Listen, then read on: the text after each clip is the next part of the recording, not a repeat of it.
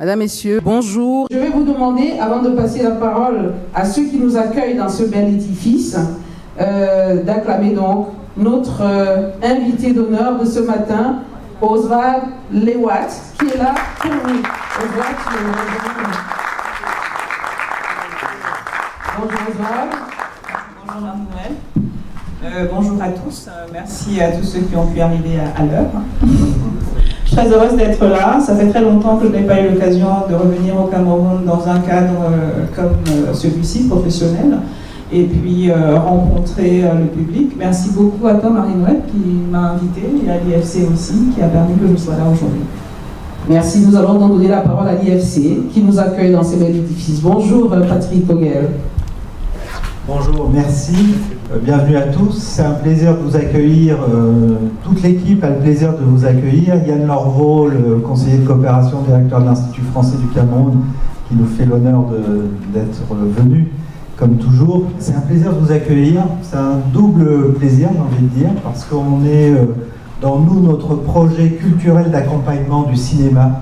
Donc, qui dit accompagnement du cinéma dit aussi offrir à tous des clés de lecture des films, d'offrir le point de vue des réalisateurs. Et donc c'est important pour nous d'avoir cette chance de vous accueillir, Oswald, de vous accueillir, Marie-Noël, dans ces 2 jours de ciné-club avec des réalisatrices femmes. Et j'en viens au deuxième plaisir, c'est que nous sommes aussi dans notre semaine internationale des droits des femmes, qui se développe cette année non plus sur une semaine, mais sur un mois entier. Et donc voilà, ça avait beaucoup de sens dans ce ciné-club d'accueillir 3 réalisatrices, puisque je n'ai pas cité Claudia Yoka, qui n'est pas arrivée, je crois, ce matin, mais qui était là hier soir, et donc qui est une réalisatrice d'origine congolaise. Et là, voilà, ça faisait 3 regards féminins avec des films réalisés par des femmes, et ça avait beaucoup de sens dans ce mois international des droits des femmes. Voilà, je ne vais pas être plus long. Merci encore, et puis au plaisir vraiment de redécouvrir ou de découvrir ce matin ton œuvre, Oswald. Merci beaucoup, merci, c'est un énorme plaisir. On ne va pas tarder, on va commencer donc notre masterclass. On voudrait dire bonjour à monsieur Yann Lorveau, qui est dans la salle également, et merci à vous tous d'être là. Nous allons tout de suite passer à notre plateau. Bonjour Oswald et sois la bienvenue au Cameroun pour cette 15e session du Ciné-Club CAC. Nous sommes très très ravis de t'avoir ce matin pour la masterclass que tu vas nous faire sur l'écriture du documentaire. Et je voudrais dire à la salle que ce n'est pas seulement un honneur aujourd'hui de l'avoir pour cette masterclass, mais c'est un doublement honneur parce que c'est le film Un amour pendant la guerre de Oswald Lewat qui a ouvert la première session du Ciné-Club. Alors applaudissez pour elle. Parce qu'elle m'a encouragée quand j'ai demandé son film, elle m'a dit parfait. Elle n'était pas présente à ce moment-là, mais elle m'a dit je serais très très ravie d'ouvrir ton Ciné-Club et il y a de cela bientôt 5 ans. Alors nous sommes contents de t'avoir enfin avec nous et nous allons, avant de te passer la parole, demander à Léontine de nous lire ton parcours, et c'est sur ce parcours-là que nous allons nous arrêter tout à l'heure à t'écouter. Alors, Oswald Lewat, écrivaine, photographe et réalisatrice, originaire du Cameroun, est une écrivaine, comme on le disait, photographe et réalisatrice de films documentaires, plusieurs fois primée, et dont les œuvres étaient principalement de sujets sociaux et politiques. Oswald Lewat est diplômé de Sciences Po Paris et a suivi des stages de formation à l'image à la FEMIS à Paris et à l'Institut national de l'image et du son de Montréal. Alors, ces photos ont été exposées en Afrique, en Europe et en Amérique. Ces films, diffusés par plus de 70 chaînes de télévision dans le monde, ont voyagé sur les 5 continents et reçu plusieurs prix internationaux, dont le prestigieux Peabody Award aux États-Unis. Voilà. Elle a donné des cours de formation à l'écriture documentaire en Afrique et en Europe et des masterclass dans des universités américaines. Son premier roman, Les Aquatiques, salué par la critique et le public, le grand public, en cours de traduction dans plusieurs langues, a été distingué par le prix du rayonnement de la langue et de la littérature de l'Académie française. Pour dire le moins, le prix Kourouma et le grand prix panafricain de littérature. MK, l'arme secrète de Mandela, tourné en Afrique du Sud, sur la branche armée de l'ANC, fondée par Nelson Mandela, et son nouveau documentaire. Alors, en marge de son activité artistique, Oswald Lewat est engagé dans plusieurs projets associatifs à caractère socio-culturel en Afrique et dans le monde. Elle a créé au Cameroun Atelier Mwinda, j'espère que je prononce bien, Mwinda, qui a pour objet de former bénévolement les jeunes africains et africaines au cinéma documentaire et d'organiser des rencontres dans des universités, des lycées, entre les jeunes et des personnalités internationales, j'allais dire, et intellectuelles de renom, dont les trajectoires professionnelles font figure de modèle. Voilà succinctement présenté le parcours de Oswald Lewat, que nous vous demandons d'acclamer une fois de plus. Merci. Fantastique, Oswald. Tu es multi-casquette et partout tu arrives à tirer ton épingle du jeu. Je voudrais tout de suite passer la parole pour que tu nous parles un tout petit peu de ton dernier film, parce que c'est celui qui est d'actualité et qui sera sûrement en avant-première ici au Cameroun dans quelques jours, en même temps que la sortie de ton livre. MK, l'armée secrète de Mandela. De quoi s'agit-il en quelques mots?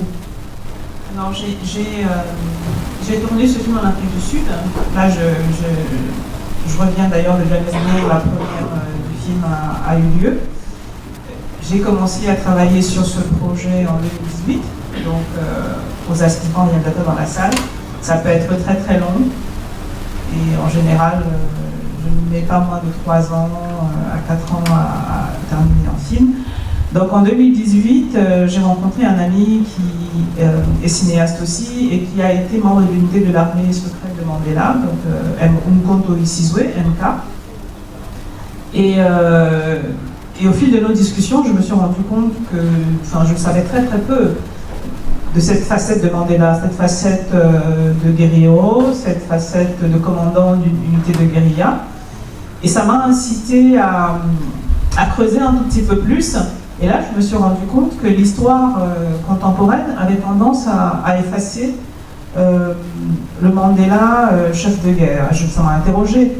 La figure de Mandela, comme beaucoup de figures, sont souvent pacifiées à un certain moment parce que ça permet que l'image aseptisée, une image lisse, corresponde peut-être au canon du capitalisme international. Et donc Mandela, je me suis demandé pourquoi est-ce que, y compris en Afrique du Sud, on mettait très peu en avant la lutte armée en fait. Et j'ai découvert aussi qu'il n'y avait aucun film qui était dédié entièrement à l'unité à Umkhonto Isizwe. Ça m'a interpellée et au fil de mes recherches, je me suis dit je vais faire un film. Et je me rappelle, mes producteurs m'avaient dit mais c'est impossible, ça fait bientôt 30 ans. C'est sûr qu'il y a plein de films sur le sujet.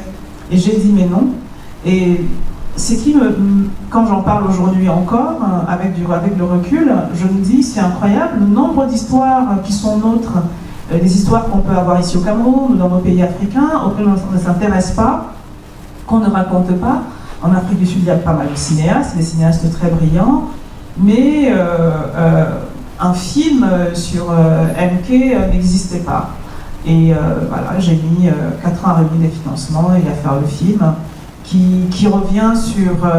c'est un film à la fois historique, mais c'est aussi un film ancré dans l'actualité contemporaine de l'Afrique du Sud, qui après la libération, la fête de la libération, est peut-être aujourd'hui à l'heure du désenchantement. Bravo, bravo. On aura beaucoup de plaisir à le regarder. C'est quand que ça va être projeté? Alors, ça va être projeté le 21 mars à 19h30 dans cette salle. Parfait. On sera tous là. Alors, je vois que c'est pas le seul film que tu as fait. C'est un film africain, tu l'as fait en Afrique. Mais au-delà de celui-là, je me rends compte que tu ne t'arrêtes pas qu'aux films africains. Pour citer les films tournés en Afrique que tu as pu faire, on a Une affaire de nègre, on a Au-delà de la peine, Un amour pendant la guerre, n'est-ce pas? Voilà, Itilga. Mais également, tu as Lanrush et Sderot, par exemple, qui ne sont pas des films faits en Afrique. Pourquoi cette envie d'aller explorer ailleurs? Alors, les Africains ont été ceux qui ont été, je pense qu'on a été les plus filmés. On a été le sujet du regard des autres, de leurs désirs, de leur regard, de leur prisme de lecture sur nous et nos sociétés. Et quand la question que tu me poses, en réalité, ramène à une autre, c'est pourquoi j'ai décidé de devenir documentariste. Parce qu'au départ, j'étais journaliste. Je ne sais pas s'il y en a qui le savent, mais j'ai commencé comme journaliste. Et rapidement, j'étais très frustrée de ne pas pouvoir avoir un point de vue personnel, être simplement subjective sur certains sujets qui m'intéressaient. Et je voulais inscrire mon travail dans la durée. Mais au-delà de cette approche personnelle, de manière plus globale, vivant au Cameroun, ayant grandi en Afrique, étant né ici, j'avais un déficit d'image des nôtres, un déficit de récit. Et cette frustration est allée grandissante. Je crois que l'un des éléments déclencheurs, j'avais déjà fait des films quand même, mais quelque chose qui a cristallisé mon envie de continuer à faire des films sur le continent, c'est Le cauchemar de Darwin, qui est un film qui a eu une grande résonance et qui m'a quand même interrogée. Je me suis dit, quel aurait été le regard d'un Africain, d'une Africaine sur ce sujet-là. Alors, je vais quand même préciser que je ne pense pas, pour revenir sur un débat qui a pour en ce moment, qu'il faut être africain pour raconter une histoire africaine ou faire des films en Afrique, pas du tout. Mais je pense qu'il est important que nous, on s'empare de nos propres histoires, qu'on les raconte avec une sensibilité qu'on apporte au monde et qu'on partage. Et ce désir-là m'a poussé à faire des films en Afrique, mais aussi à aller ailleurs. Parce qu'au fond, tout le monde est venu nous filmer. Mais combien sont les Africains qui sont allés filmer ailleurs, qui ont posé un regard sur le monde, qui l'ont proposé à leur société? Il y en a très peu. Et cette liberté-là, je crois qu'elle est née très jeune. L'un des premiers films qui a été pour moi un choc de cinéma, c'est Ben-Hur, de Cécile B. DeMille. Ma mère avait l'habitude de nous rapporter des cassettes VHS de fiction. Et je me rappelle l'identification qui a été la mienne, l'empathie avec les personnages et la conviction que l'histoire qui m'était racontée était la mienne. Et je pense que ça m'a donné l'ambition aussi de raconter des histoires en Afrique qui seraient vues ailleurs en provoquant la même empathie, la même capacité d'identification. Et après cette première étape de film fait en Afrique, je suis allée effectivement tourner ailleurs. Alors là, je précise, il a été tourné au Mali, aux États-Unis et en France. Donc c'est des regards croisés. Il s'agit de Lanrush? Oui, Lanrush porte sur la question des terres arables qui sont cédées aux agro-industriels occidentaux. Donc on a tourné, il est co-réalisé avec Hugo Berkeley, qui est un anglo-américain. Donc on a tourné au Mali, aux États-Unis et puis en France. Mais des films que j'ai fait entièrement à l'étranger, il y a il y a Almed de l'Espoir, qui est mon tout premier film en fait. Le tout premier film que j'ai fait. Voilà, le tout premier film que j'ai fait, je l'ai fait à Toronto, dans une communauté amérindienne. Et peut-être qu'au fond, c'était le premier indicateur de ce qui serait mon parcours, un parcours plutôt éclectique. Ensuite, j'ai tourné en Israël. Et je me rappelle, quand j'ai tourné en Israël, ça a été un tournage très compliqué sur le plan émotionnel, sur le plan intellectuel aussi et psychologique. Parce que les gens étaient très surpris qu'une Africaine vienne les filmer. Et je me suis quand même fait dire, mais il n'y a pas assez de misère chez vous, assez de pauvreté, pourquoi vous venez nous filmer qu'est-ce que vous avez à faire ici, raconter nos histoires.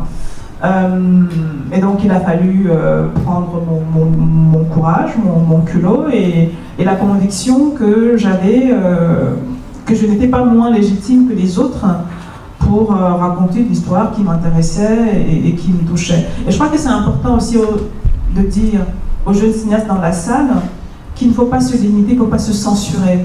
Si vous voulez raconter une histoire, vous en donnez les moyens bien sûr, mais surtout, il est important que vous, avec votre regard, qui est un regard qui est forcément nourri de votre histoire en Afrique, de votre parcours ici, il est important que vous sachiez que vous pouvez poser ce regard-là sur le monde. Et quelque part, les Africains ont été pendant trop longtemps disqualifiés de ce droit-là. C'est comme si on n'avait pas le droit, nous aussi, de regarder le monde et de dire ce qu'on en pense. Et parlant donc de ce film tourné en Israël, il s'agit bien de Sderot, Last Exit, qu'on va voir dans quelques minutes. Mais avant d'en arriver à ça, je voudrais m'arrêter un peu sur ton film Un amour pendant la guerre, que nous avons vu en tout premier. On n'a pas eu l'occasion d'en parler, mais j'aimerais bien que tu nous rappelles dans quelles circonstances tu as décidé de faire ce film qui était très émouvant en pleine période de guerre. Un amour pendant la guerre, comme on dit souvent, on ne vit pas l'amour pendant la guerre, mais tu as réussi à nous faire couler les larmes d'émotion dans une période aussi, mouvementée. Tourmenté, oui, tout à fait. Et j'aurais aimé que ce film soit complètement dépassé, puisque je l'ai tourné entre 2003 et 2004. Je vivais alors en République démocratique du Congo, à Kinshasa. Et j'avais rencontré une dame qui est le personnage central du film, Aziza, une femme forte, une journaliste, une militante engagée pour la cause des femmes et contre les violences sexuelles. Et c'est elle qui m'a donné envie de raconter son histoire, puisque son mari et elle avaient été séparés pendant plusieurs années à cause de la guerre. Et elle s'est retrouvée, malgré elle, embarquée dans la lutte contre les violences sexuelles. Donc je le redis, c'était en 2004, ça fait 20 ans aujourd'hui que je fais ce film-là, à l'est de la RDC, et malheureusement, ça ne s'est pas amélioré, ça s'est même encore un peu plus dégradé. J'ai filmé à ce moment-là Dr Mukwege, qui n'était pas connu en fait, il n'était quasiment pas connu. J'ai filmé à Panzi, l'hôpital où il travaillait, où il réparait les femmes. Et oui, je crois que s'il y a un mot pour qualifier la bête comporte tous en nous, et je ne m'exonère pas de cela, c'est l'Est de la RDC et les violences atroces que subissent, on dit les femmes, mais en réalité, j'ai filmé une gamine qui avait 21 mois et qui avait été abusée par des miliciens. Donc, je pense que c'est mon film le plus difficile, sur le plan technique, sur le plan émotionnel, parce que j'ai vécu pendant plusieurs mois avec des récits d'une atrocité insoutenable. Et il me semblait important que cette histoire, que ce drame qui se passait à l'est de la RDC soit connu, soit partagé, même si c'est devenu une tarte à la crème aujourd'hui, tout le monde en parle. Et je suis très heureuse de voir que Dr Mukwege, qui est plus tard devenu un ami de la famille, que le monde ait reconnu son action, qu'il menait déjà en toute humilité et avec toute simplicité dans son hôpital de Panzi.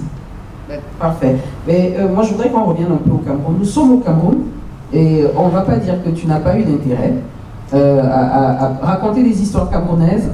Et je vois bien le film qui fait encore couler un peu d'encre, Une affaire de nègre. Les disparus de Douala, c'est... J'ai des problèmes, toi? Non, c'est un film qui existe et on l'a vu, mais on peut juste savoir, est-ce qu'Une affaire de nègre et les disparus de Douala, c'est la même chose? Alors, c'est le même sujet, on va dire, mais c'est deux films. Alors, je précise souvent que je reçois des messages un peu virulents sur les réseaux sociaux. Et quand un nouveau film au Cameroun, et quand des photos au Cameroun, tu vas toujours filmer ailleurs et tourner ailleurs. J'ai donc fait des films au Cameroun, peut-être pas beaucoup, mais j'en ai fait quelques-uns. Et quand on peut savoir lesquels, parce que parfois on a envie de se voir aussi. Alors j'ai fait Itilga, qui est mon premier documentaire tourné en Afrique, puisque comme je l'ai dit tout à l'heure, le premier ça a été au Canada avec les Amérindiens. Mon premier documentaire tourné en Afrique, là, a été au Cameroun, c'est Itilga, et c'est... c'était un court-métrage pour plusieurs chaînes. Le second film que j'ai fait, c'est Au-delà de la peine, qui est un film que j'ai filmé en grande partie à la prison centrale de Conakry. C'était sur un condamné, quelqu'un qui avait été condamné à 4 ans de prison et qui a été oublié pendant 33 ans en prison. Ensuite, j'ai fait Une affaire de nègre, que j'ai tourné ici dans des conditions très compliquées. Il fallait quasiment être James Bond pour faire ce film. Et il porte sur les exactions commises pendant le commandement opérationnel contre des civils. Pour ceux qui s'en souviennent, au début des années 2000, l'État avait mis en place une unité spéciale de lutte contre le grand banditisme et il y a eu pas mal de dérives, d'abus, et des innocents ont été arrêtés et certains ne sont jamais revenus chez eux. Donc j'ai retrouvé des familles qui avaient perdu un fils, un frère de leurs membres, et aussi certains membres de l'unité spéciale qui ont accepté de témoigner.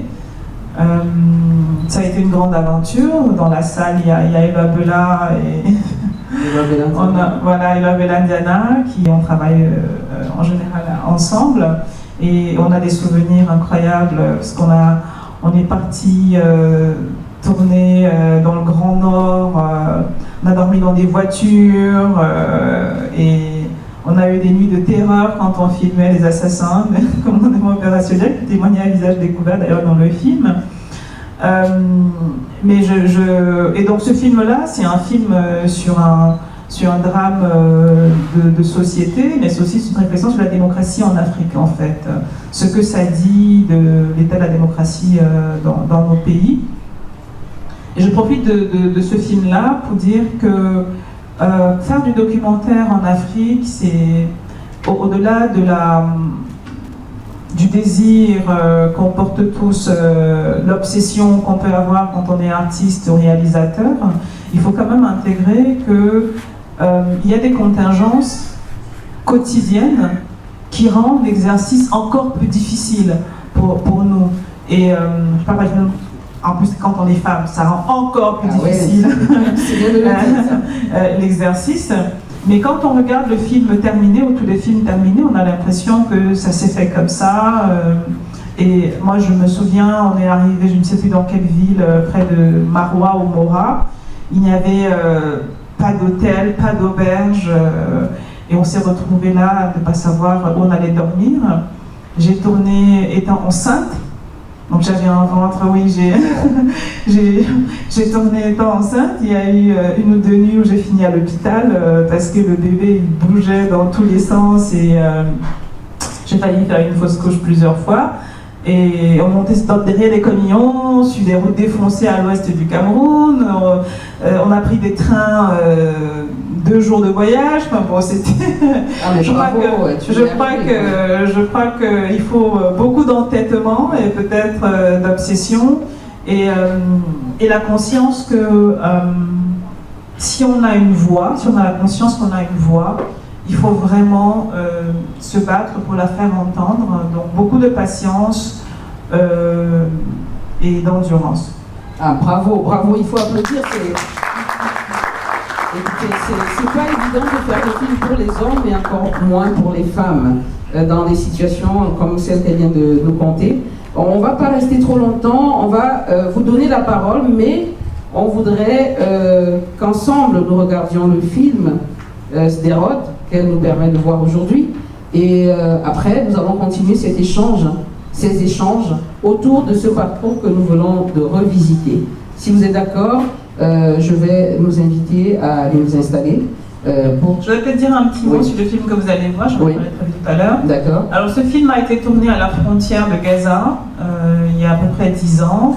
C'est sur une école de cinéma qui a été fondée par des anciens soldats de Tzahal Est-ce que dans la salle, il y en a qui sont un peu, connaissent un peu Israël, connaissent un petit peu le conflit israélo-palestinien? Est-ce que ça vous parle? Est-ce que...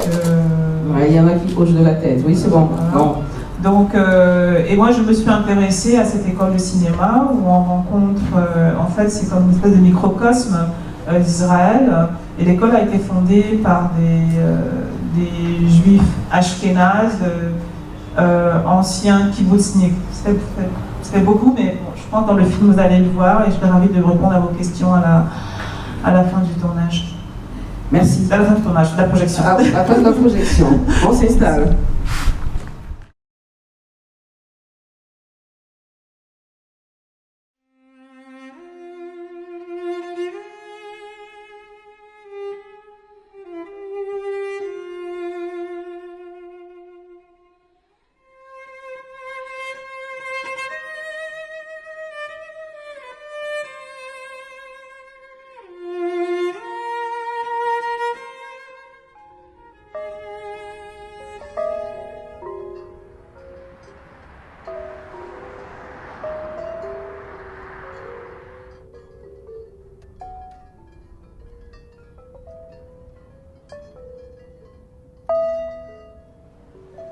To make cinema in this context, it's a moral question.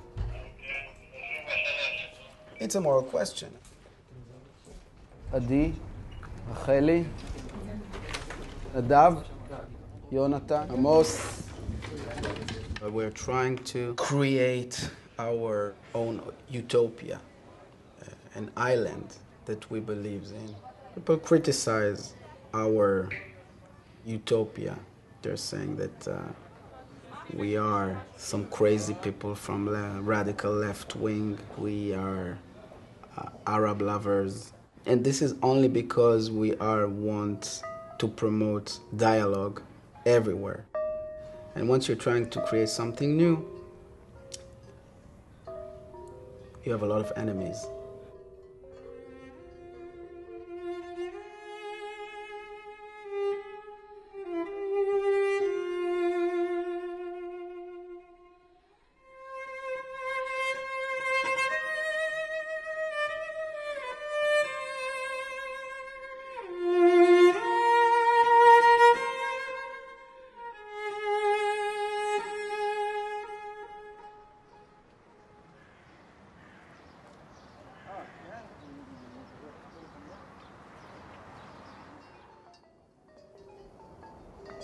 It's weird. We always talk about Gaza and we have no idea what is really going on there. I mean, we have thoughts and opinions about Gaza, we students and friends, and actually no one of us has really met someone from there or been there, and we are only 2 kilometers away from it, and it seems like a fantasy.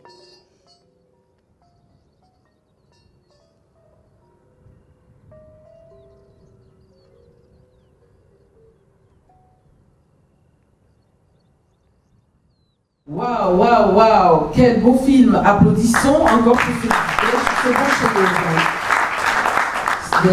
The Last Exit que nous venons de voir. J'avais l'impression, moi, que c'était un peu notre histoire aussi.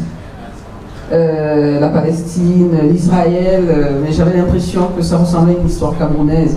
On ne va pas s'arrêter là-dessus. Je pense que c'est le moment maintenant d'échanger avec notre public venu nombreux pour t'écouter et regarder ce film. Alors, tu as quelque chose peut-être à dire avant qu'on leur passe la parole? C'est très intéressant le parallèle que tu soulignes avec notre histoire. Je pense que la plupart des films que j'ai faits, d'une certaine manière aussi, étaient liés à l'identité. Et quand je suis allée en Israël la première fois, je veux dire, quand on vit et grandit en Afrique, on ne se sent pas noir, mais j'ai été vraiment interpellée par le contexte, par ce que je décris dans le film, la hiérarchie des identités. Et je me suis demandé, un peu comme je l'ai fait quand j'étais au Canada, parce que j'ai fait un film sur les Amérindiens au Canada, je me suis demandé qu'est-ce qui se serait passé si après la colonisation, ou comme en Afrique du Sud, il n'y avait pas eu l'indépendance et qu'on était resté des citoyens de ce que nous avons. Mais ce qui m'intéressait aussi, c'était en Israël, c'est de montrer une situation un peu complexe. C'est-à-dire que quand on est à l'extérieur, ça a l'air manichéen, et on a l'impression que Israël, c'est un bloc de pensée monolithique, totalitaire, dominateur, et on se rend compte que oui, c'est aussi une démocratie, parce qu'à l'intérieur, il y a des dynamiques contraires, et il y a un vrai affrontement idéologique. Et ce qui est intéressant, c'est de voir que les notamment dans la très longue discussion pendant le cours, que les personnages, on a tous du mal à se regarder tel qu'on est. On a du mal à regarder avec une certaine distance les actes qu'on peut poser et puis finalement le parallèle qu'on peut établir. Et on voit qu'ils sont choqués quand leurs camarades disent oui, mais ce qui arrive aux Palestiniens, c'est de proportion gardée ce qui est arrivé aux Juifs en Allemagne. Je vais m'excuser pour la qualité de l'image. Bon, je pense que c'est un problème de projection parce qu'il était un peu surex le film et il n'est pas comme ça en fait, il n'a pas été tourné comme ça. En tout cas, on l'a beaucoup apprécié. Et ça tombe bien parce que nous étions dans une école de cinéma et pour la plupart, nous avons ici des professionnels de cinéma et également des apprenants, ceux de l'IFCPA, des Kounou, qui se forment en cinéma, mais également le Master 2 de la faculté de Yaoundé. Alors vous avez la parole, levez la main simplement, et on vous passe le micro rapidement, et vous pourrez échanger avec la réalisatrice. Bonjour, je suis Georges Marcel Niamouté, le chef de la section photo-cinéma de l'ESTIC. Bonjour Oswald. Voilà, donc on a un petit passé en commun à Alfred-Sacker il y a quelque temps. Merci pour ce film qui est très poignant. Alors, j'ai 2 ou 3 questions, je vais commencer.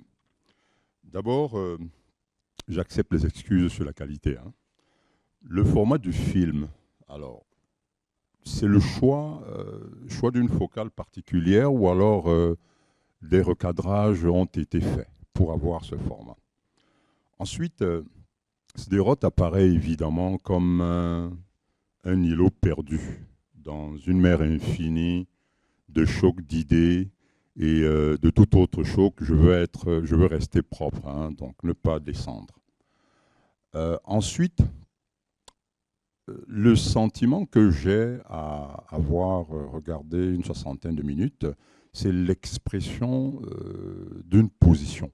Parce que si on voit la façon qu'ont les Israéliens de présenter leur démarche, on a 2 camps. On a ceux qui sont choqués parce que on est face à une réalité, absurde. On a l'impression d'être dans Kafka. Et on a donc l'autre camp qui suit la démarche. Alors c'est une prise de position, je pense. Donc, dans ce film. Alors, les difficultés, quelles sont les difficultés qu'il y a eu pratiquement à le mettre en route? Parce que ce n'est pas évident, à mon avis, de toucher du doigt ce qu'on a vu là, dans ce contexte-là. Alors, tu peux nous en dire davantage? Merci. Merci. Alors, j'ai une première question pour toi, avant de répondre aux tiennes. 60 minutes, tu as vu le film jusqu'au bout ou tu l'as vu 60 minutes? Non, quand je dis une 60aine, ça fait une petite 60aine. J'ai vu le bout en bout. D'accord, très bien. Il a vu le film de bout en bout. De bout en bout. Le format, je crois que ça c'est ma faute. J'aurais dû faire les vérifications de projection avant. Voilà, le film n'est pas dans ce format-là et malheureusement il n'a pas été montré dans des conditions optimales. Voilà, c'est... Moi, je suis au courant pour la projection de la semaine prochaine, les vérifications à faire. Je ne suis pas sûre de comprendre la deuxième question qui est sur la prise de position. Je montre des avis contraires. je pense que ce qui est difficile quand on est dans un contexte comme celui-là, ou quand on est face à un sujet qui peut susciter des débats, c'est de tenir une position nuancée. C'est de rester toujours au cœur de la complexité. Tout à l'heure, je l'ai dit, ce n'est pas une société monolithique. C'est une société complexe, compliquée, qui porte en elle le trauma de la Deuxième Guerre mondiale et qui a essayé de se reconstruire dans un territoire. En 1948, il y a eu la création par Theodor Herzl de l'État d'Israël. Et il y a des populations qui venaient de différents endroits dans le monde, parce que être juif, ce n'est pas... c'est d'abord une religion, pour certains c'est une identité, mais ça ne veut pas dire qu'on est tous similaires, parce que les différences...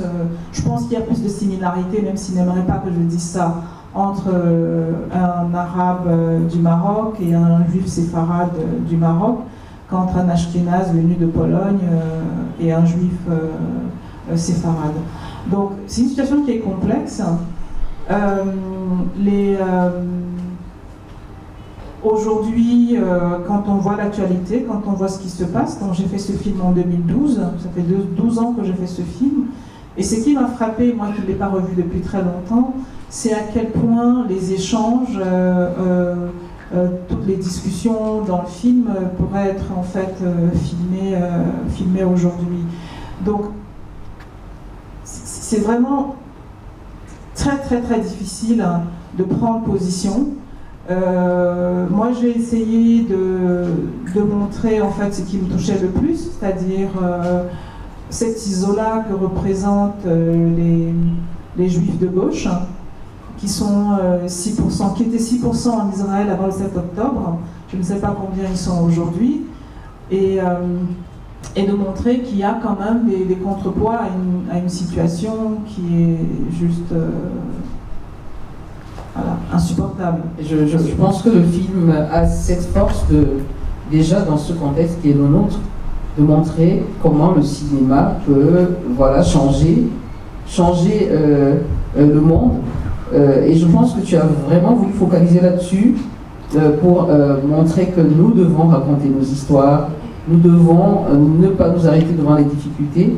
Peut-être que je me trompe, mais je pense qu'il faudrait peut-être que nous sommes devant des professionnels et nous dire pourquoi tu as vraiment voulu visiter cet angle, c'est ce point de vue, la force du cinéma dans un contexte difficile. Oui,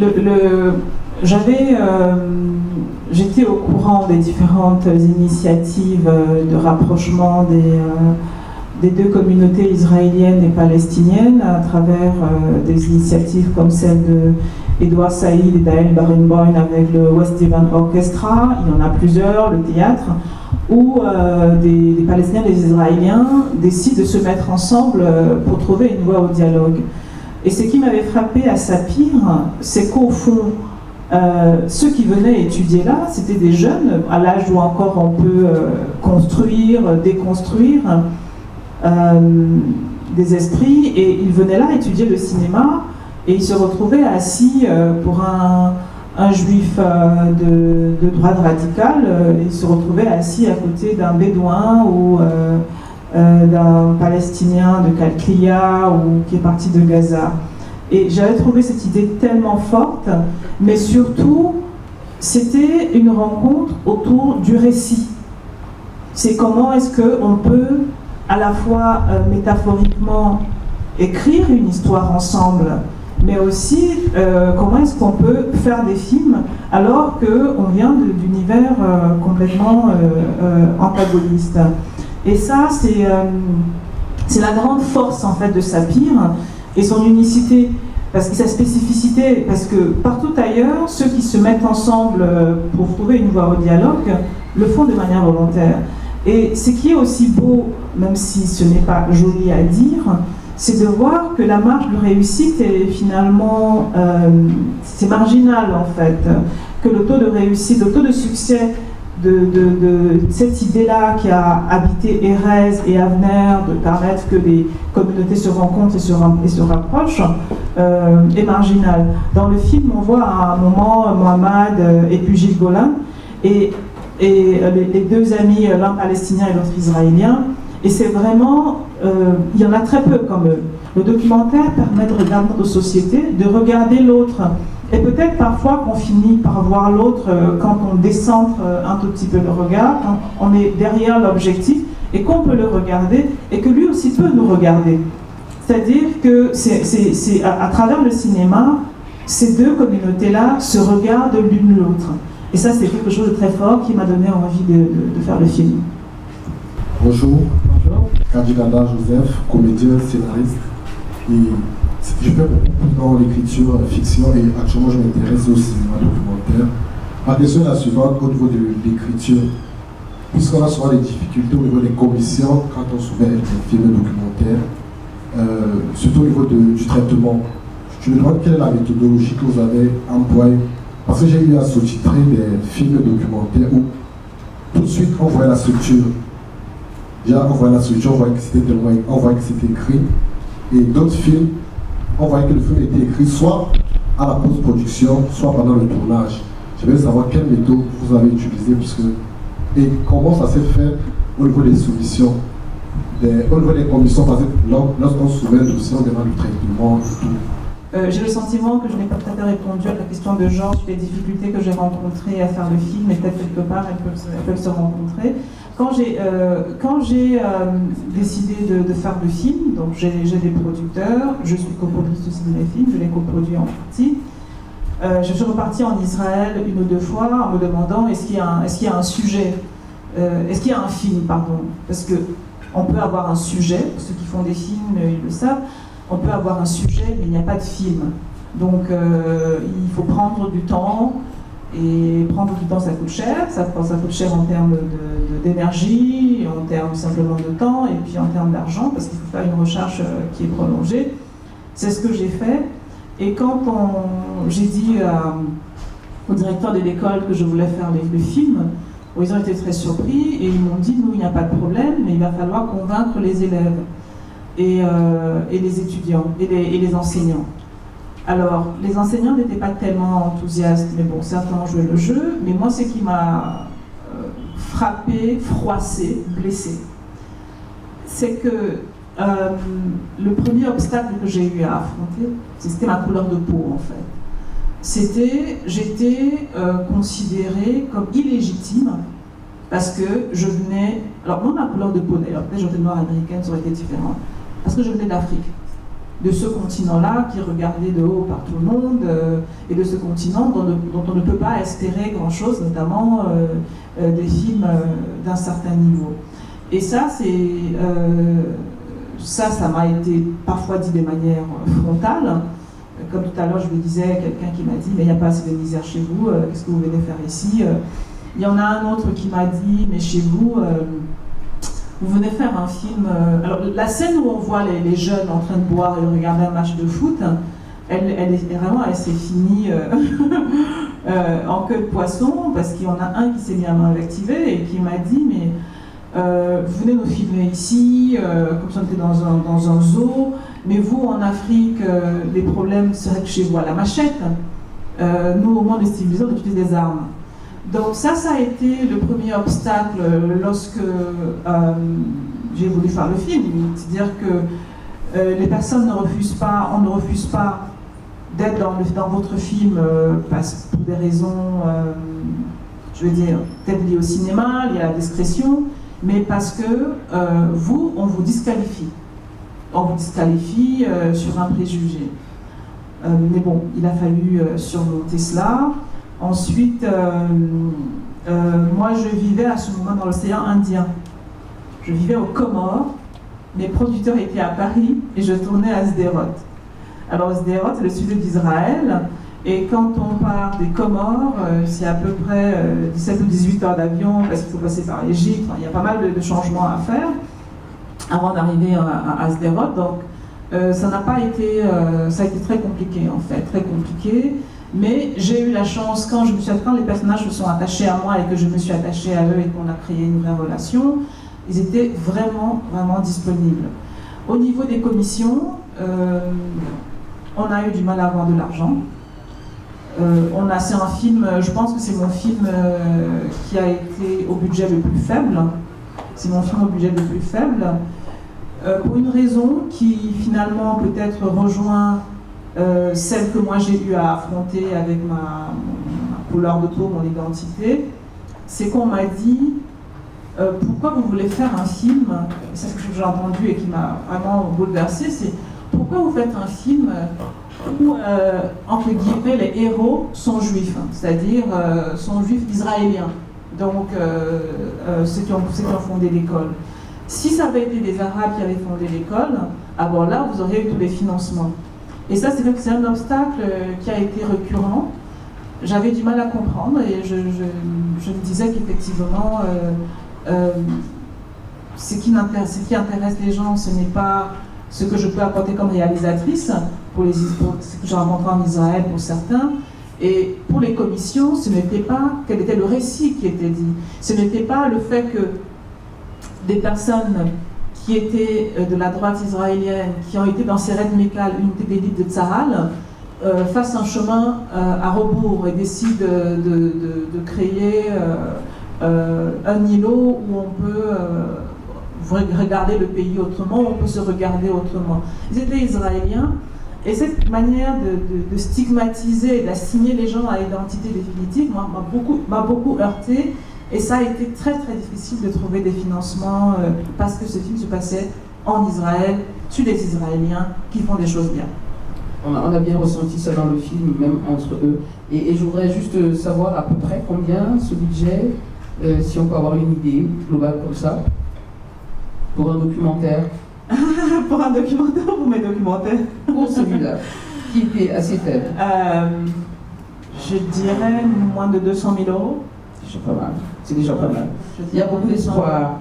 Je dirais moins de 200 000 euros. Et combien de temps de tournage plus que... J'ai tourné sur une période à peu près de 9 mois. Ouais. Puis on a tenté les financements pour le montage. Le montage a été très long. Donc on a dû monter pendant...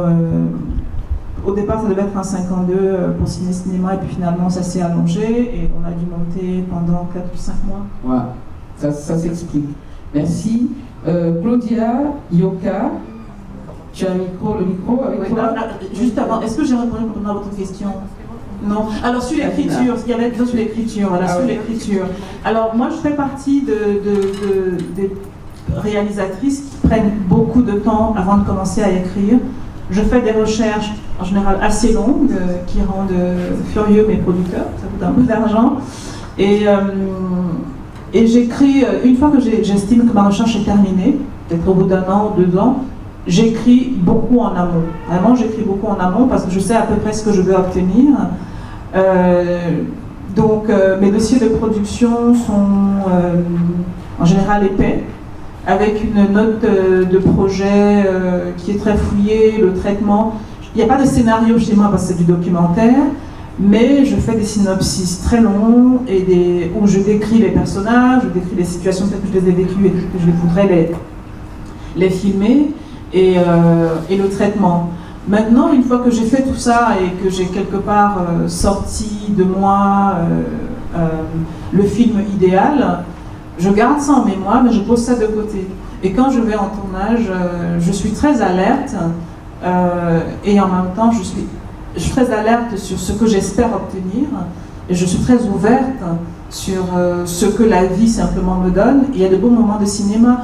La scène avec les jeunes qui boivent de la bière, ça je ne pensais pas qu'elle allait se dérouler comme ça.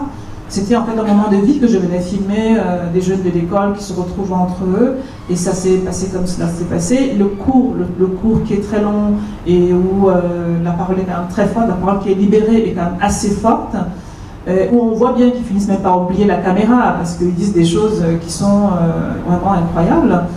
Ça, c'est des cadeaux qu'on a quand on fait du documentaire, mais c'est aussi des cadeaux qu'on reçoit quand on est bien préparé en fait.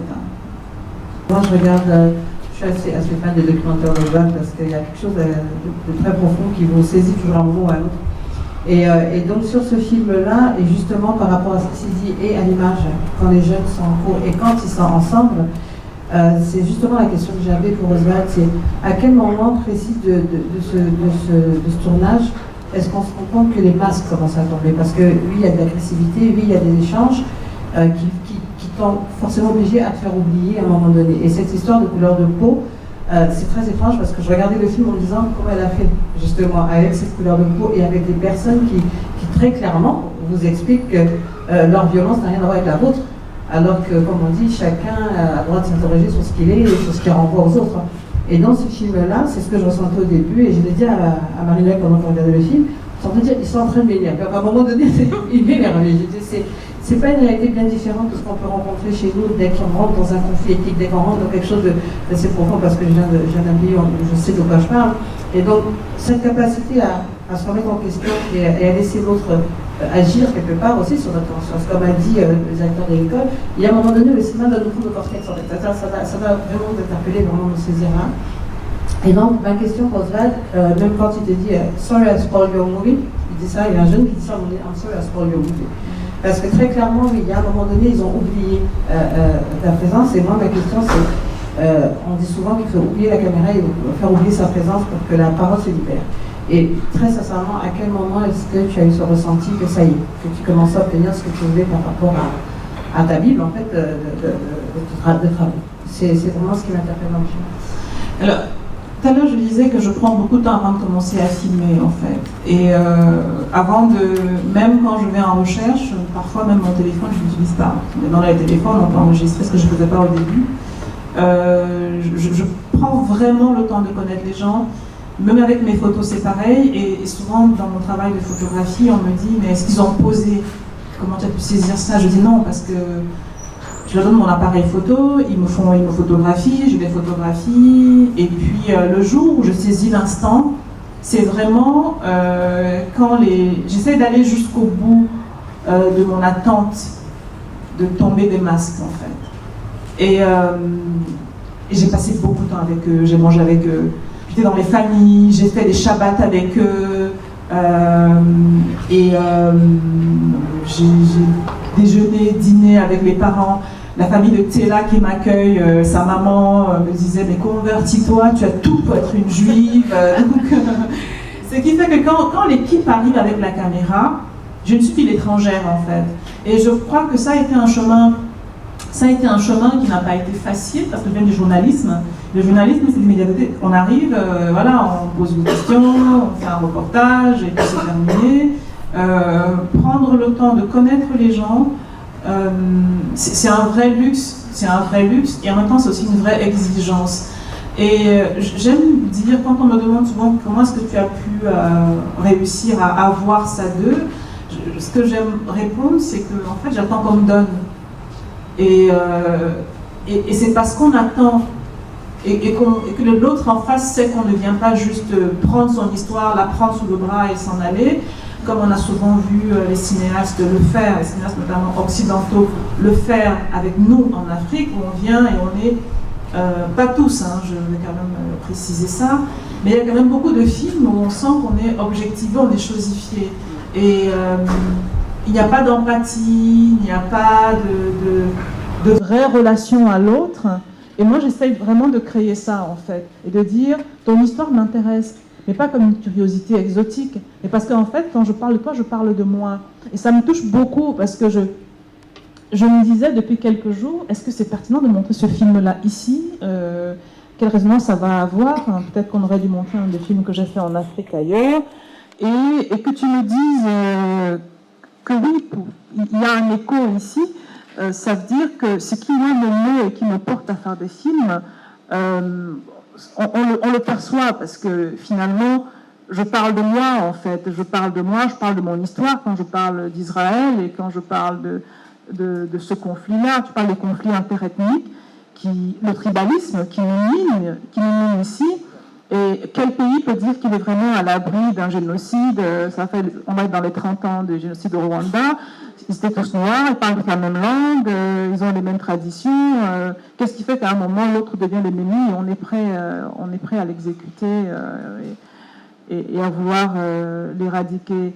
Donc, en faisant des films, oui, quel que soit l'endroit où je vais, c'est vraiment de moi que je parle, en fait. Je suis d'accord que le film nous parle. Il a été fait en Israël, mais comme je le disais en entendant de notre discussion, j'avais l'impression que j'étais au Cameroun. On finit par oublier que c'est l'histoire de l'autre. Comme quoi, rien n'est nouveau sous le soleil.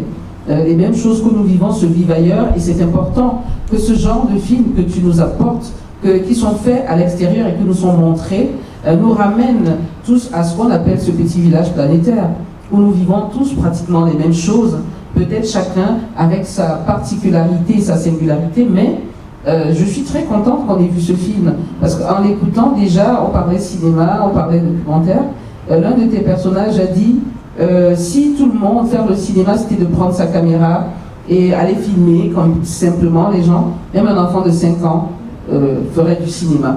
Mais c'est pas le cas et je pense que tu le redis là tout de suite. Et nous avons la chance d'avoir donc toutes ces personnes qui veulent faire du vrai cinéma, qui sont là. Alors poser des questions, je crois qu'on est là pour ça. N'hésitez pas à lui dire, sortir tout ce qui est là dans le ventre pour pouvoir vous fabriquer. Je vais compléter ce que tu as dit, Marie-Noël. C'est effectivement, en fait, ce qu'on a tous en commun et qu'on semble souvent l'oublier, c'est la même humanité. Avec ses obscurités, avec ses lumières, ses doutes. Et en réalité, ce qui nous touche quand on regarde l'histoire de l'autre, c'est l'humanité, voilà, qu'on a et qu'on a en commun. Je suis Aidé Michel Savada, étudiant à l'Université Garoguina, Guatemala. Je vais poser une question un peu, je dirais une question d'un amateur ou d'un apprenant. Ma question est de savoir sur la scène. On a vu également deux races, la race blanche et la race noire.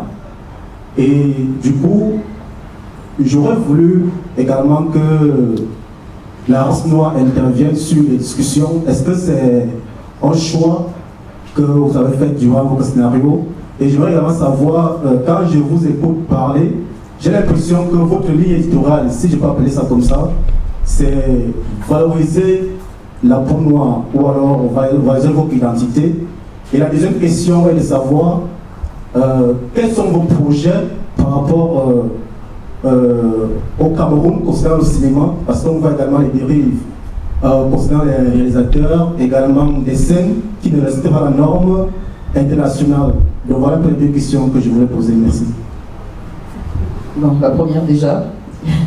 Alors la première, déjà je vais préciser sur la notion de race. On sait aujourd'hui qu'il n'y a pas de race en fait, qu'il y a des phénotypes qui diffèrent, qu'il y a des pigmentations qui peuvent expliquer de la mélanine, qui peuvent expliquer pourquoi est-ce qu'on est plus sombre ou plus clair, mais qu'en soi il n'y a pas de race. Et en fait la seule race qui existe, c'est la race humaine.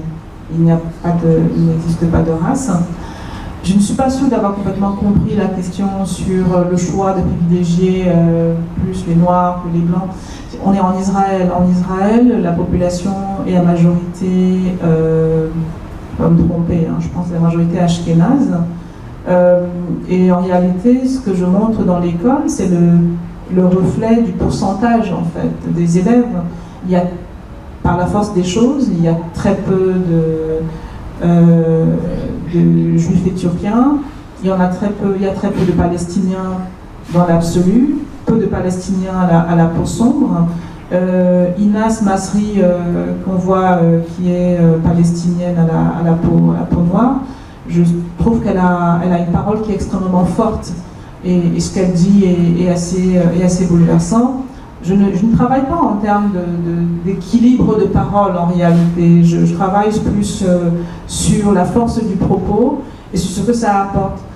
Ce n'est pas toujours utile d'avoir quelqu'un qui parle pendant 10 minutes quand une autre personne, en 30 secondes, peut toucher au cœur de ce qu'on recherche.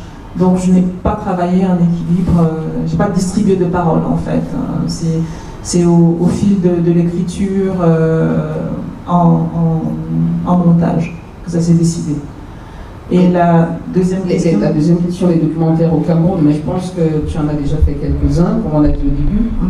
Peut-être lui dire encore s'il y en a d'autres en chantier. Alors j'ai fait quelques documentaires au Cameroun, mais surtout il y a, ça passe vite, ça fait 3 ans maintenant, on a lancé la première édition de l'atelier Mouinda, dont le coordinateur général, c'est le délégué, c'est Eloi Belanzana qui est là et qui est aussi enseignant à l'IFCPA. Et ce sont des ateliers d'écriture et de documentaires en fait. Les jeunes écrivent, réalisent des documentaires. On a eu une première promotion il y a 3 ans, donc j'aurais dû organiser la deuxième édition l'année dernière, mais bon, entre la photo, l'écriture et la littérature, je n'ai pas réussi à le faire. Donc ça, c'est quelque chose pour moi qui est important, c'est la transmission, c'est prendre des jeunes qui s'intéressent au cinéma et leur donner les moyens de faire leur premier pas. On a eu des personnes qu'on a formées, il y en a aujourd'hui qui font leur film, peut-être qu'ils sont connus, il y a Metala, il y en a plusieurs qui ont fait des films après ou qui travaillent dans des boîtes de production. Maintenant, est-ce que moi toute seule, je peux régler la question du niveau de qualité des films documentaires au Cameroun? Non. Par contre, j'ai conscience que je dois faire ma part. Ce que je fais ce matin, c'est que je suis en train de faire ma part. Marie-Noël, en créant le Ciné Club MK, en me faisant venir, en montrant nos films, elle contribue aussi à ce que vous puissiez avoir des approches différentes, que vous puissiez voir des films en fait qui viennent de différents horizons. J'en profite aussi pour dire que l'une des choses quand on veut faire du documentaire ou même simplement quand on veut être artiste réalisateur, pour ceux qui sont dans la salle, c'est regarder les films. Il faut regarder beaucoup de films. Tous ne vous plairont pas. Peut-être que dans la salle, il y en a qui n'ont pas du tout aimé ce film-là, et c'est très bien aussi, parce que pour trouver une voix, pour trouver sa voix, il faut pouvoir trouver des modèles, ensuite s'en éloigner, il faut pouvoir avoir des références, élargir son horizon. Et ce qui m'a frappé au Cameroun et en Afrique de manière générale, c'est que lorsqu'on parle avec des artistes, que ce soit des écrivains, des peintres, des cinéastes documentaristes, quand je demande quels sont les cinéastes que vous aimez, souvent la réponse, c'est très difficile de discuter avec quelqu'un et d'avoir le sentiment qu'il a vu beaucoup de films ou qu'il a lu beaucoup de livres. Mais comment est-ce qu'on peut créer, comment est-ce qu'on peut apporter sa voix au monde si on ne sait pas ce qui s'est déjà fait, si on ne sait pas quelles sont les possibilités qu'on a de faire pareil ou de s'inscrire en faux. Et donc c'est très important ce que Marie-Noël fait en vous montrant des films, en faisant venir des gens qui parlent de cinéma ici, mais vous-même aussi intéressez-vous aux différents arts, au cinéma bien sûr, à la littérature, à la danse, à la musique, cultivez-vous. Ce n'est que comme ça que vous pourrez mettre, parce que le cinéma c'est vraiment le belge espagnol, hein, où on prend des petits bouts et on les met ensemble. Dans le film, vous l'avez vu, il y a de la musique, il y a du violoncelle, il y a du piano, il y a du chant grégorien, et c'est parce que je connaissais ça que j'ai pu avoir rencontré une dame un jour, libanaise, qui chantait, et j'ai dit, ah, pour mon film, je voudrais que vous veniez. Si on n'est pas cultivé, on est très limité. Et l'un de tes protagonistes a dit, je fais le cinéma comme si je fais un tableau. Oui, tout à fait. Je peins un tableau. Tout à fait. Comme quoi le cinéma nous ramène à tous les arts, et c'est important. C'est l'art le plus complet, parce qu'on a la littérature, on a de la poésie, de la musique, de la photo. Donc vraiment, cultivez-vous, et aujourd'hui on a la chance avec Internet de pouvoir, plutôt que de passer des heures à liker, à être sur Facebook, Instagram et TikTok, prenez ce temps-là. Il y a des milliers de films en accès libre. Regardez les films, intéressez-vous au théâtre. Si plus vous serez cultivé, mieux vous serez outillé. Eh ben, je vais pas on va bientôt s'arrêter, mais je voudrais, pour le personnage que tu es tout un personnage pour moi, parce que entre le cinéma, l'écriture, la photo, je ne sais pas s'il y a la peinture derrière, mais je ne serais pas étonnée. Comment tu fais? Et je sais qu'en même temps, ça fait plaisir parce que nous sommes dans le cadre de cette association qui s'appelle Tell and Be Africa. Nous devons nous raconter pour exister. Est-ce que c'est ça qui te guide? Tu trouves qu'il y a tellement de choses à dire et tu veux trouver sûrement les voies et moyens pour mieux le dire? Oui, très jeune, j'ai compris qu'on devait raconter nos propres histoires.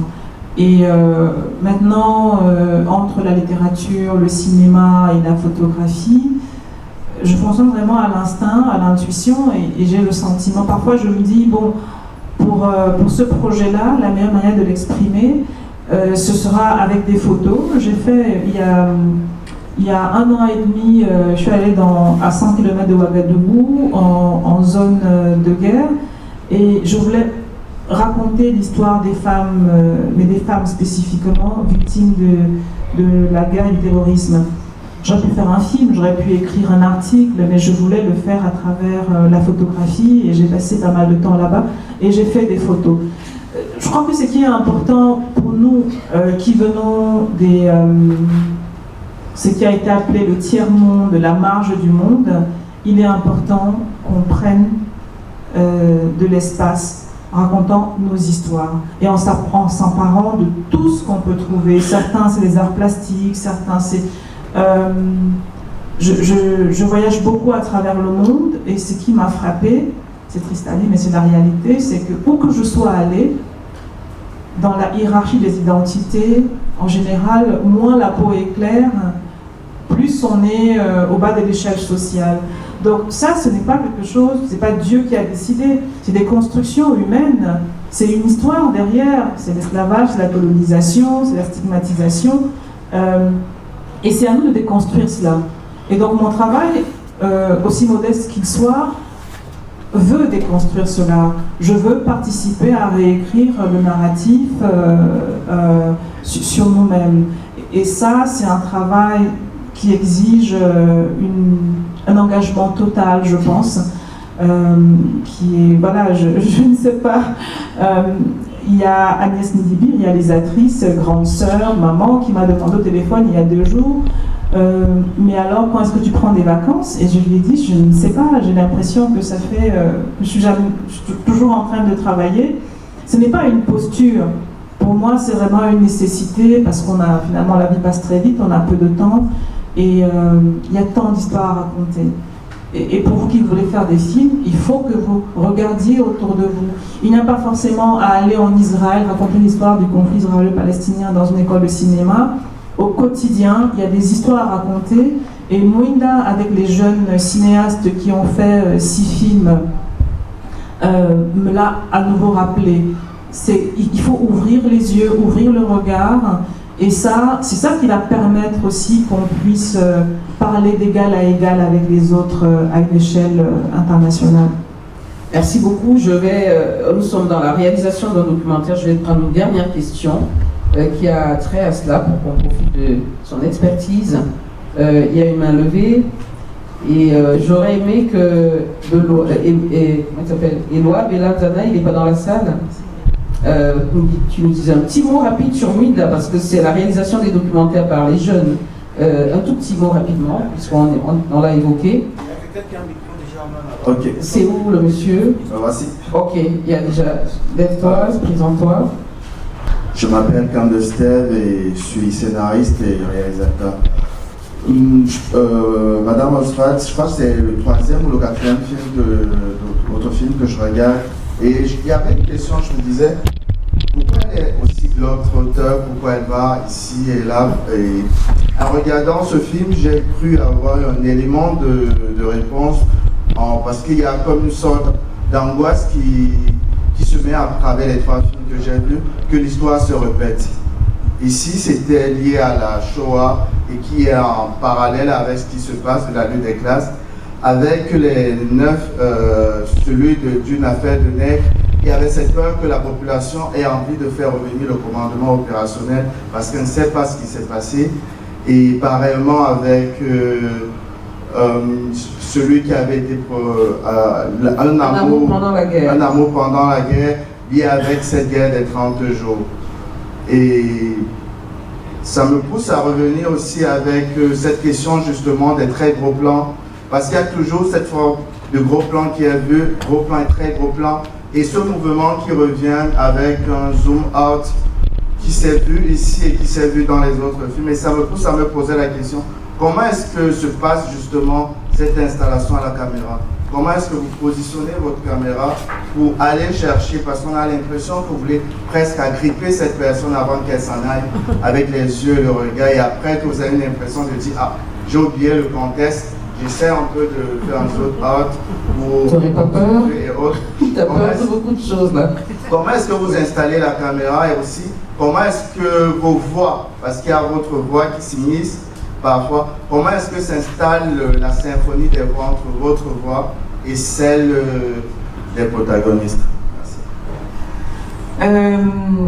L'installation de la caméra, en général, elle est dictée par le personnage par la personne que je vais filmer, par son histoire. Comme je l'ai dit, comme j'ai travaillé en amont le sujet, je sais à peu près ce qui va se passer. Je sais à peu près ce que j'attends du personnage. Et avec le chef opérateur, il y a deux films que vous avez vus, Une affaire de nègre et puis Sderot, le même chef opérateur que j'ai eu sur plusieurs films. Mon film qui passe la semaine prochaine, c'est un autre chef opérateur.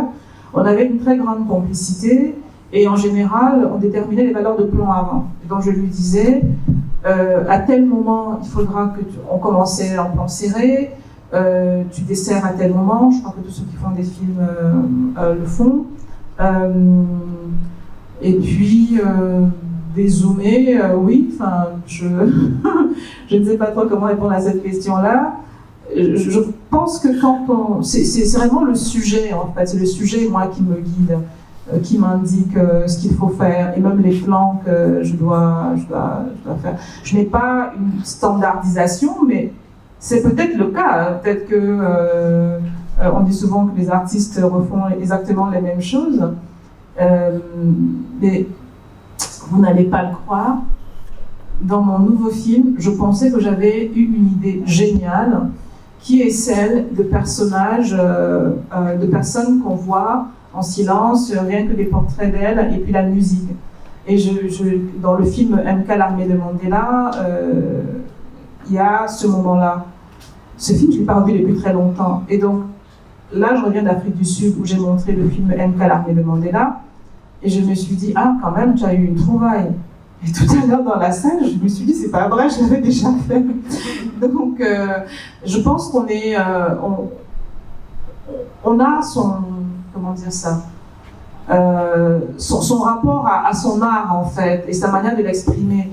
Et quelque part, oui, on répète, en fait, on finit par raconter la même histoire. Les écrivains vous diront ça, souvent les cinéastes aussi, vous diront, j'écris la même histoire, simplement, j'essaie de changer de lieu, de personnage, et d'où ça me vient, cette obsession de l'histoire qui n'est pas racontée, de l'histoire qu'il faut raconter, peut-être de mes origines, de par mon père, je viens de l'Est du Cameroun, je viens de Banganté par mon père, et quand j'étais adolescente, mon père m'avait amenée dans un village près de Banganté, où c'était un village fantôme, et il m'avait dit, ce village a été rasé pendant la colonisation.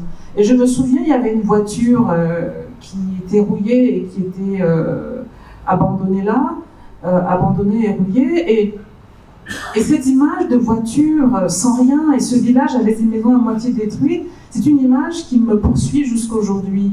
Et peut-être que c'est ma manière, en fait, d'essayer de reconstruire ces maisons-là, de redonner vie à cet espace qui était mort avec mes mots à moi, avec mes images,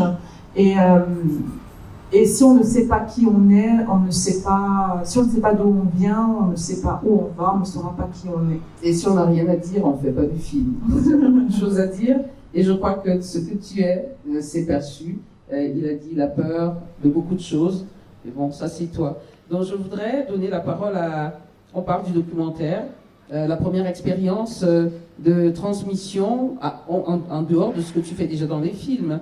La transmission vers la jeunesse, la transmission pour ceux qui veulent rentrer dans ce métier. Tu l'as faite avec Eloi Belanzana, qui est sur place, et toi tu es à Paris et partout dans le monde.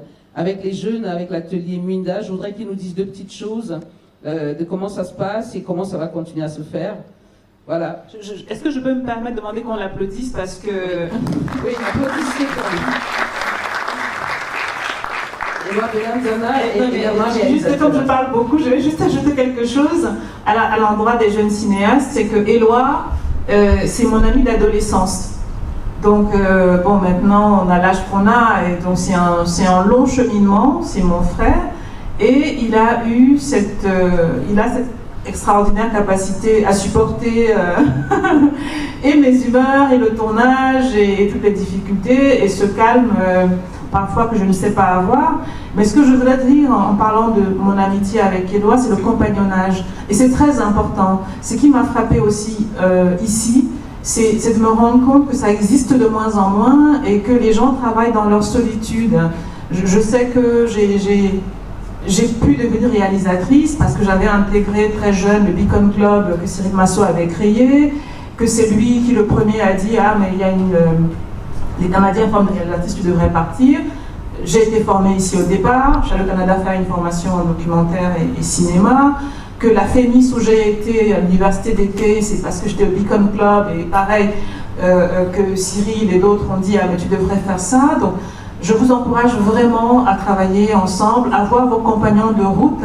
Ils vont vous nourrir, ils vont vous freiner quand vous allez peut-être vouloir déraper, et puis surtout, vous allez vraiment vous enrichir mutuellement. Et j'ajoute que j'ai été inspirée par l'écriture de Un amour pendant la guerre pour faire Le goût de la veuve. Comme quoi, et Eloi Belanzana, c'est un de mes étudiants qui a eu un documentaire qui me marque jusqu'à ce jour, Qui est fou. J'attends encore de le voir, ce film. Yéza, je cherche la copie moi-même. À toi la parole. Merci Marie-Noël, merci Oswald. Muinda, pour parler de cette expérience qui devrait durer, on l'espère, qui devrait se répéter. La première, c'était en 2021. La clôture, c'était le 21 janvier, après des péripéties de Covid. Il était question, en réalité, de donner l'envie aux jeunes gens des lycées et collèges du Cameroun, l'envie de devenir des conteurs de temps moderne. Des conteurs à travers micros et caméras, à travers ce que nous savons, ce que nous sommes. Et ça a été une très très belle expérience parce qu'il fallait faire le tour du Cameroun grâce à Internet d'abord, leur faire comprendre ce que c'était. Et parce qu'il y a des gens qui vont demander à devenir dès le lendemain des cinéastes, des réalisateurs de films de fiction, Titanic. Mais il fallait déjà le cadrer, leur expliquer ce que c'était. Ensuite descendre sur le terrain, les retrouver dans leurs établissements pour leur faire comprendre aussi que c'était pas uniquement pour ceux qui avaient déjà un jour côtoyé la caméra ou tenu le micro en main.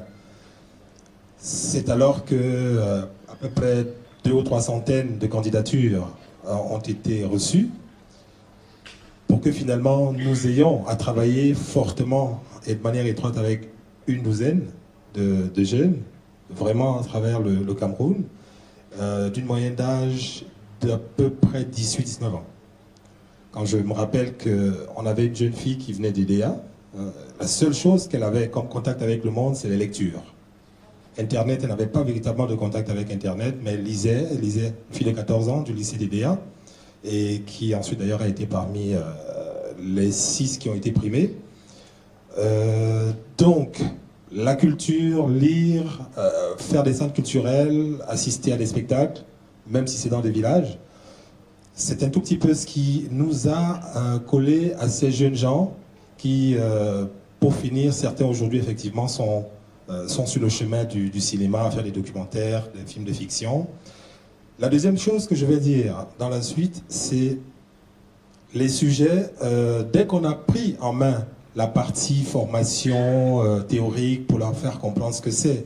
Raconter les histoires avec les outils d'aujourd'hui, ça a rendu un peu plus simple, un peu plus facile pour ceux et celles qui étaient déjà assez proches des lectures, de l'écoute de la musique, assister à des spectacles et tout ça. Ça leur a rendu la vie un peu facile pour finir par choisir eux-mêmes des sujets sur lesquels ils allaient travailler. On va certes remarquer que la plupart des sujets qui ont été qui ont été choisis par eux et réécrits en atelier avec nous, c'était des portraits de dames. Il faut rappeler que cette année-là, la thématique c'était égalité homme-femme. On a eu le soutien, la présence de Lilian Thuram, dont on sait que c'est un de ses chevaux de bataille, l'égalité en soi. Et donc c'était les portraits de dames, mais pas que. À travers cette expérience-là, j'apprenais moi aussi une chose, c'est que le royaume Bamoun a connu une reine. Jusqu'aujourd'hui, nous savons que c'est que des hommes, c'est que des barbus, c'est que des... Donc là, on a vu qu'il y a eu des recherches, et ça, c'est une chose que je veux relever, c'est que pour faire un documentaire, comme le nom le dit, hein, il faut se documenter. Non seulement il faut se documenter, mais il faut présenter un sujet qui peut devenir également un document plus tard, qui n'a pas de temps, qui ne se périme pas, qui peut être exploité en tout temps et en tout lieu. Donc des sujets autour de qui sont les femmes autour de nous, nous en avons eu 6, et puis évidemment avec le soutien de tous les partenaires que grâce à son côté un tout petit peu battante, Oswald a pu avoir autour d'elle. Un tout petit peu. A eu autour d'elle pas mal de soutien, assez modeste, mais très important, parce que ces jeunes qui venaient, je crois que le plus petit prix en termes d'argent, on va dire ça parce que quand même ça donne de l'argent aussi, c'était 500 000, mais à côté de cela, il y avait du matériel de travail, des caméras, il y avait des tournées à faire à travers le pays, donc des voyages. Il y en a qui n'étaient pas partis de leur village, qui n'étaient pas partis des DA. Je vous ai parlé de la jeune fille Condé, son nom est resté marqué dans ma tête.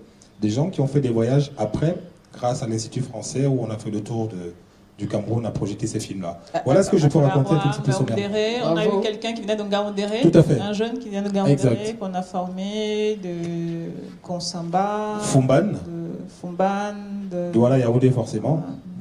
Bravo, bravo, applaudissez pour eux. Je voudrais juste savoir quand la prochaine édition. On va pas s'arrêter là. C'est un chantier. Un chantier. Bientôt. Bon, on va attendre, donc restez connectés. La promesse a été faite, il va falloir qu'une prochaine se tienne, mais alors très vite. Ah oui, restez donc connectés pour tous ceux qui veulent apprendre à écrire un bon documentaire.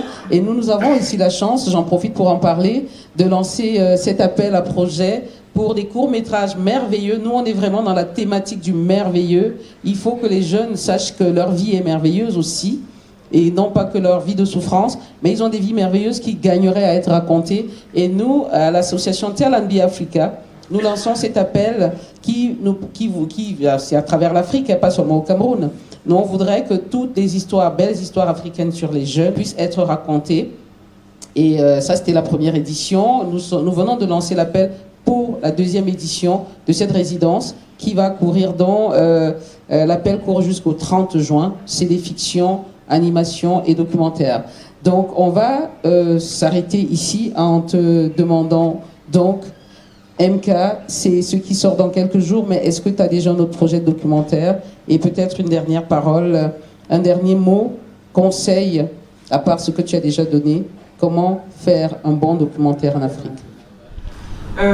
Oui, alors MK sera projeté jeudi, donc dans une semaine, à 19h30 dans cette salle. Vous êtes tous invités. Venez à l'heure. Pour ceux qui sont arrivés une heure après le début ce matin, parce qu'il y a beaucoup de personnes qui ont réservé et qui ont prévu d'être là. Donc je pense que si la salle est pleine, elles ne peuvent pas accéder. Qu'est-ce que je peux dire? Ce que je peux vous dire, c'est que je suis née au Cameroun, j'ai grandi au Cameroun, j'ai quitté le Cameroun, j'avais passé la vingtaine. Et donc, je suis un produit de beaucoup d'influences, bien sûr, mais je suis d'abord un produit... j'ai été nourrie ici. Je vous le dis pour dire que mon parcours, même si aux yeux des aspirants documentaristes ou cinéastes dans la salle, il peut sembler exceptionnel ou inatteignable, ce n'est pas le cas. C'est un parcours que vous pouvez parfaitement réaliser également. Il vous faudra de la patience, du courage, de la rigueur et du travail et encore du travail. Je voudrais aussi m'adresser aux jeunes femmes qui veulent faire du cinéma. Pour se faire respecter, déjà dans l'absolu, quand on est une femme et qu'on fait un métier qui est colonisé par les hommes, ce n'est pas évident. Le cinéma, le documentaire, c'est encore plus difficile. Donc la seule manière que vous aurez pour vous imposer, la seule et unique, ce sera votre travail. Et puis surtout, on va essayer aussi de vous disqualifier. Moi, j'ai souvent entendu dire, quand j'ai fait Une affaire de nègre, j'ai entendu des gens dire « elle n'était même pas au tournage ». Comment est-ce qu'elle a pu tourner alors qu'elle a eu un bébé dans la foulée? Bon, je signale quand même que j'ai quitté la salle de montage pour accoucher, et je suis revenue 10 jours après mon accouchement. Donc, c'est beaucoup de sacrifices, et ça, il faut que vous en soyez conscient, que vous en soyez consciente, mais que vous soyez aussi conscient du fait qu'une fois qu'on voit le film terminé, on se dit oui, ça a pris beaucoup de temps, d'années, mais ça en valait la peine. Et toujours garder en tête qu'il n'y a que le ciel qui est au-dessus de vous, et il n'y a personne qui a un parcours qui est hors de portée pour vous. Merci beaucoup, Oswald. Nous te remercions pour ce temps que tu as pris. Nous avons beaucoup appris et nous espérons que le tout prochain film après MK, nous le verrons encore, peut-être dans cette salle ou une autre. Bon courage et merci d'être venu pour la 15e édition du Ciné Club MK.